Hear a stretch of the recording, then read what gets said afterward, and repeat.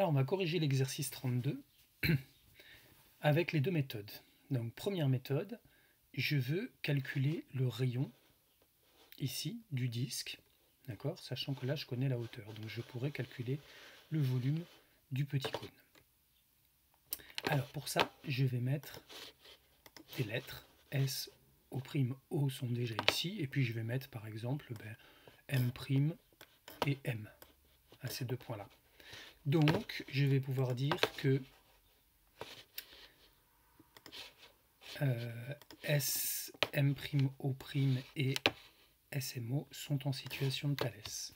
Hein, on a S, O, O' et S, M, M' alignés dans cet ordre. Ensuite, comme les plans sont parallèles, les plans de coupe, hein, on le voit sur la figure et puis c'est expliqué dans la consigne, on a M', O' qui est parallèle à MO. Donc, S, M', O' et SMO sont des triangles semblables. D'après, des petites erreurs ici de frappe, d'après le théorème de Thalès,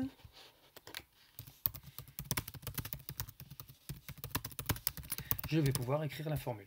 Alors la formule, je vais l'écrire, ça va être pas très beau, mais là je vais l'écrire avec le stylo. Donc j'ai S, O' sur SO qui est égal à SM' sur SM, mais ça, on n'en a rien à faire, donc je ne vais pas l'écrire. Par contre, je vais écrire égal à M', O' sur MO.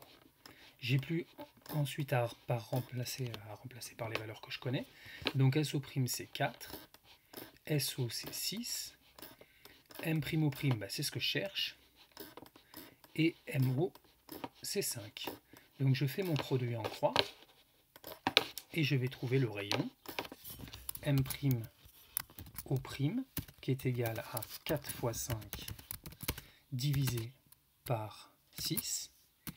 Donc je prends une calculatrice, donc 4 fois 5 ça fait 20, 20 divisé par 6, je vais trouver 3,33, donc on va prendre environ 3,3.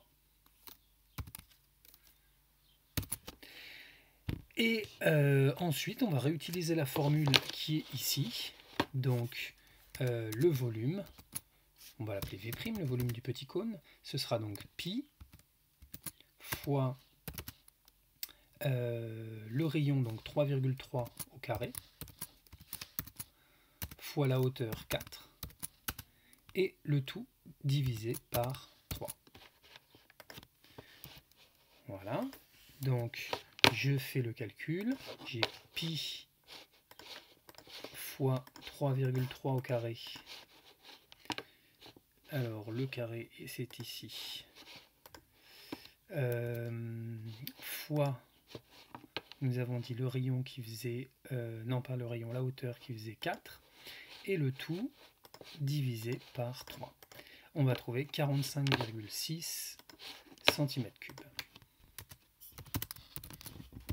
Voilà la première méthode qui est assez simple, on va dire, puisqu'elle est systématique. Mais bon, ça nécessite de se rappeler du théorème de Thalès, etc., etc.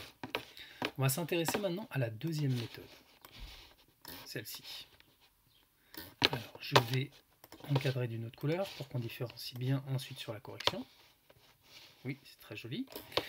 Donc cette fois-ci, on va utiliser le coefficient de réduction. Qu'est-ce que le coefficient de réduction? Je le rappelle, on est en fait, que ce soit pour les triangles SM', O', SMO ou simplement les cônes, on est dans une homothétie d'un rapport qui transforme 4 en 6. Donc le petit cône est une réduction du grand avec un rapport 4 divisé par 6. Puisque je divise en fait cette longueur par cette longueur pour avoir le coefficient. Donc 4 divisé par 6, c'est aussi égal à 2 tiers. Petite remarque, on le retrouve ici ce rapport en fait, hein, il n'y a rien de vraiment différent. Donc, qu'est-ce qu'on a vu dans le cours? C'est que, alors Alors c'est pas le petit cône, je dis une bêtise, enfin, c'est pas vraiment le petit cône, c'est sa hauteur. Donc la hauteur du petit cône est une réduction de la hauteur du grand. Il faut être précis, on va voir pourquoi. Avec un rapport 2 tiers. Donc justement le volume du petit cône est réduit, est une réduction plutôt on va dire, de celui du grand, avec un rapport, et c'est là qu'il ne faut pas se tromper, on aurait tendance à dire 2 tiers, mais là non, c'est 2 tiers au cube, c'est quelque chose qu'on a vu dans le cours il y a déjà un certain temps. Donc ça veut dire que le volume, je vais pouvoir le calculer directement sans passer par le théorème de Thalès. Le volume V', c'est égal à V, le volume qu'on a calculé ici, fois 2 tiers au cube. Donc 157 fois 2 tiers au cube. On va calculer ça, on va vérifier qu'on trouve la même chose, sinon c'est que j'ai fait une erreur quelque part. Donc je fais 157 fois, ouvrez la parenthèse, 2 divisé par 3 au cube. Au miracle, 46,5, je trouve, alors pas tout à fait la même chose. Pourquoi? Ça on va l'expliquer. En fait ici je suis sur un volume plus précis, parce que dans la première méthode j'ai mis 3,3 au carré. Or, c'est pas 3,3, puisque c'est 20 divisé par 6 en fait. Et 20 divisé par 6, c'est pas un résultat exact. Regardez, si je refais le calcul, au lieu de mettre 3,3, je vais mettre 20 divisé par 6 au carré.